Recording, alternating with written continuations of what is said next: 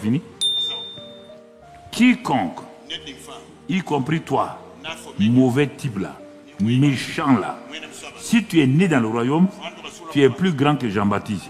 Et si tu es plus grand que Jean-Baptiste, tu es plus grand qu'Abraham, Moïse, Élie, Élisée, tous.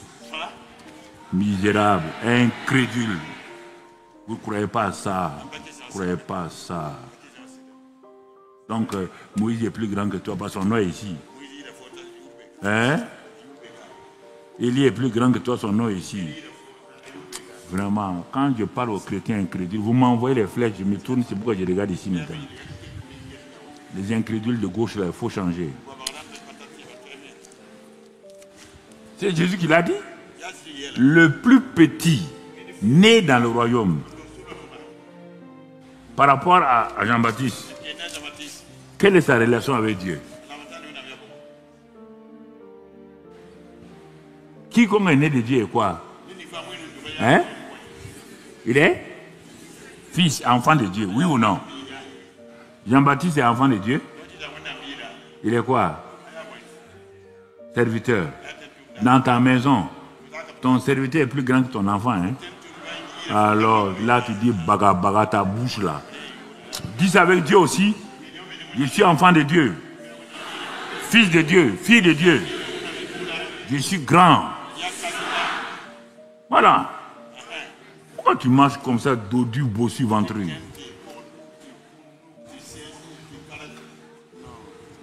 Hey. Oh, vous secouez là. Pourquoi vous méprisez? Pourquoi vous vous diminuez? Pourquoi vous complexez? Parce que vous ne savez pas qui vous êtes. Un point c'est tout. Un point c'est tout. Plus tard, pourquoi on voit Nicodème quand Jésus est mort, il est venu? Parce que la parole l'a affranchi. C'est à Nicodème que Jésus a dit, Dieu a tant aimé le monde qu'il a donné son Fils unique et que quiconque croit en lui ne périsse point, mais qu'il ait la vie éternelle. Jean 3,16.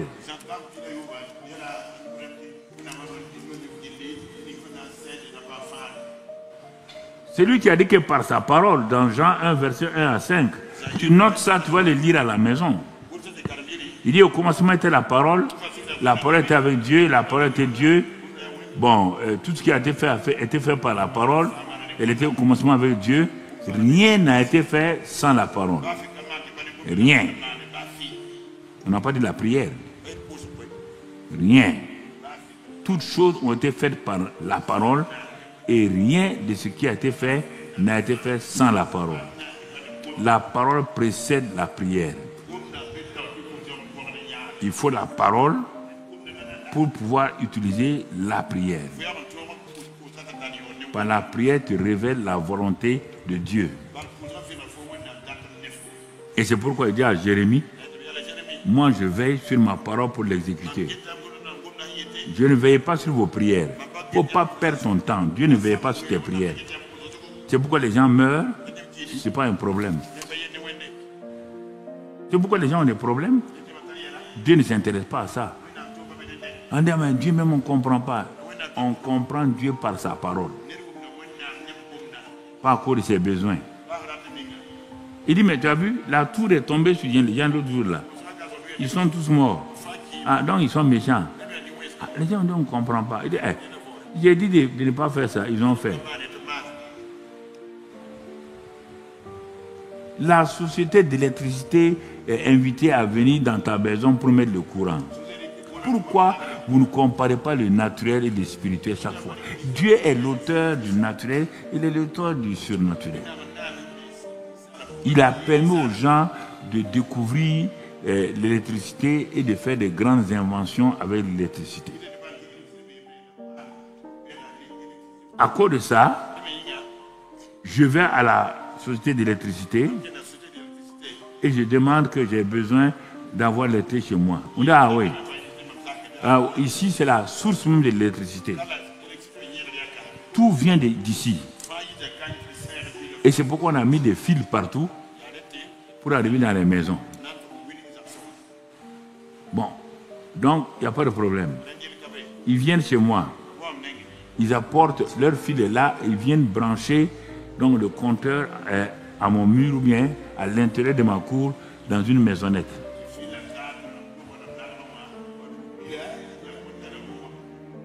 Toi et ta famille, vous êtes déjà contents.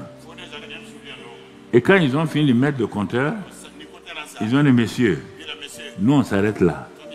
Nous on t'a apporté l'électricité. Avec ça, tu peux faire plusieurs applications dans ta maison. Le frigo, cuisinière, tout. Tu vois, on vient de te bénir. Toutes les bénédictions liées à l'électricité sont chez toi. Tu les remercies et ils s'en vont. Maintenant, tu appelles un électricien local, un applicateur, c'est-à-dire le pasteur. Le Saint-Esprit a mis le moteur. Ça, c'est le Saint-Esprit. Il te dit maintenant, trouve quelqu'un qui va installer, et là, tu trouves un pasteur qui vient te dire, voilà comment on fait. Et il vient avec ces gens, avec les diacres, les anciens, ils installent tout chez toi. Tout le monde est content. Les enfants sont contents. La femme est contente. Enfin, on a eu l'électricité. On va passer à la troisième étape. Première étape, le moteur. Deuxième étape, donc maintenant, les fils sont dans la maison. Et on veut te parler, tu dis non, non, non, toi, moi je n'aime pas qu'on me parle comme ça, je n'aime pas. Regarde, maintenant on te dit, qu'est-ce qu'il faut faire? On a installé tout. Et toi, tu amènes ta famille au salon. Tu dis, venez, on va prier. La femme dit, c'est pourquoi? Non, on va prier. Comment? Est-ce qu'on doit faire quelque chose sans prier? Mais hier, on a dit merci. On a dit merci au pasteur. On a dit merci à la société d'électricité. Mais tu veux qu'on prie pour faire quoi? Hey, quittez là. La prière est importante. Sans la prière, on ne peut pas communier. Mais communier avec qui? Bon, ils se mettent à genoux. Oh, sainte électricité, sainte société, merci d'avoir mis le courant ici. Mais maintenant, envoie le feu, feu, feu, feu. Envoie la puissance. Hein? Nous voulons la puissance d'en haut. Tous les chants. Onction divine. Le Saint-Esprit, ponction divine. Vous n'aurez rien ici. Premier jour de jeûne. Deuxième jour de jeûne. Troisième jour de jeûne. Il y a un des enfants. Hein, qui va humilier son père. Troisième jour là. Il n'y a pas de courant. Ils ont passé la nuit dans l'obscurité. Dans la chaleur. Le lendemain matin, le père dit, venez. Bon, au moins tout le monde est à genoux. On voit un enfant qui se lève. Il se lève simplement. Il s'en va. Sur le mur du salon là. Il appuie sur le contact. Brusquement, toute la lumière vient. Hé! Tu as fait quoi? Mais je n'ai rien fait, papa. J'ai appuyé simplement le contact là. Il vient d'humilier son père. Pourquoi vous laissez l'humilier? La foi est là. Pourquoi vous laissez humilier? Vous voulez aller prier pourquoi? Il y a des choses que vous ne pouvez pas faire. Si c'est fait, c'est fait. Je ne sais pas. Mais regardez-moi, faut pas, vous voulez regarder les Américains. Dieu est venu me mettre ici. C'est pour faire quoi? Comme en Afrique, on ne veut pas reconnaître que lui, il vient de tel village ou telle tribu. C'est ça notre problème. C'est pourquoi les Africains, souvent, ils ne vont pas de l'avant. Et parfois, on mange les Blancs, que les Blancs nous colonisent. Que les Blancs te colonisent. Quel est le Blanc qui va me coloniser? Il va me coloniser comment? Il est intelligent, je suis intelligent. Je suis allé chez lui. J'ai eu mes diplômes parmi les 3 premiers. Pourquoi un troisième va me coloniser? Je ne sais pas. Qui nous colonise? Il colonise en quoi? Toi, tu es venu.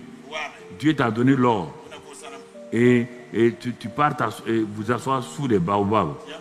Vous parlez, vous vous critiquez et vous dormez sur l'or. Sur l'or. Quelqu'un qui vient, qui n'a jamais vu l'or, il vient te dire, tiens ça, va manger ça, va boire ça. Est-ce que tu me permets d'exploiter ton sort là? Tu dis oui.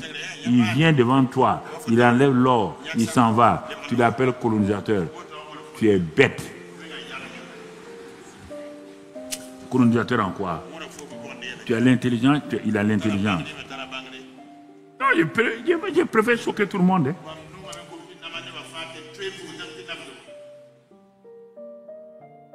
Non.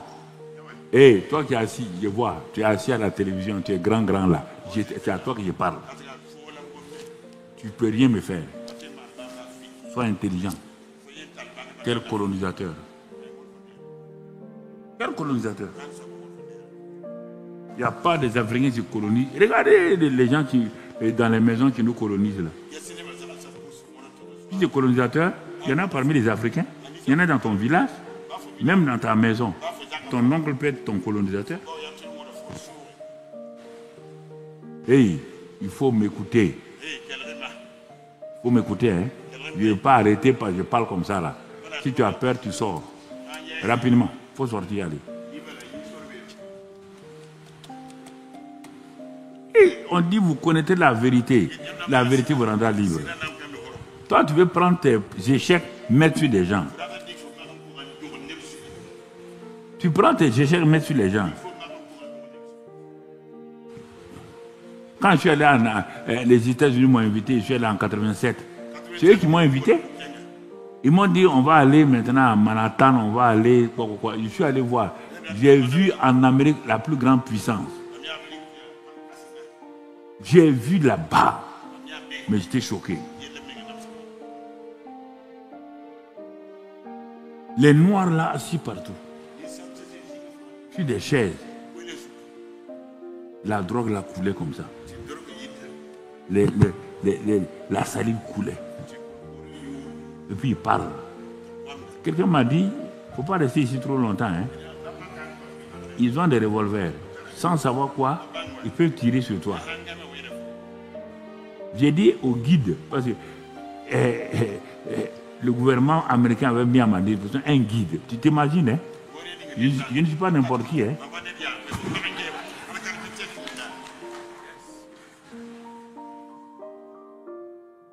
Non.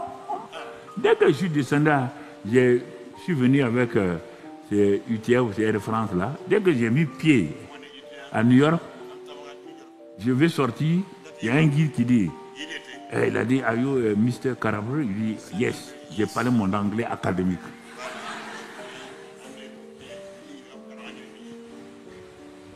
Il m'a dit de le suivre. Il a pris mes papiers. On est passé là, tac, tac, tac, tac, tac. Ils ont fait. Il dit, on doit prendre le prochain avion pour Boston. On a commencé Boston. Ensuite, vers la frontière canadienne. Chicago. Chaque jour, ou 2 jours, il m'amène quelque part. On est parti dans la côte ouest. Donc, il y a Washington, pas d'ici. Washington, l'État, on est descendu. Donc, la Californie. Los Angeles, tout. Après, la Californie de l'autre côté, Anaheim. Ensuite, Los Angeles, c'est ça. San Diego. De là-bas, on a de l'autre côté, tout ce qui est vers le Mexique et tout. On est arrivé en Floride. Ils m'ont mis là, j'ai regardé. On est rentré maintenant dans les pays de l'intérieur. Les pays du Corn Belt. C'est le maïs, c'est les choses. Tout. Les déserts. Ils m'ont fait visiter. Après, ils m'ont emmené sur la côte Est. Donc, j'ai commencé maintenant. Avant là-bas, la Caroline du Nord, la Caroline du Sud. Tout. Pendant combien de temps? Plus d'1 mois. C'est eux qui m'ont logé, ils m'ont nourri et tout. Ils m'ont dit, on a vu en toi, j'étais directeur général. Quand tu parles, on a vu en toi quelque chose. Il dit, vous n'aurez pas ce quelque chose-là. Je ne suis pas venu pour quelque chose. Moi, j'aime mon pays. Voilà. Je ne suis pas venu pour quelque chose ici. Tu entends?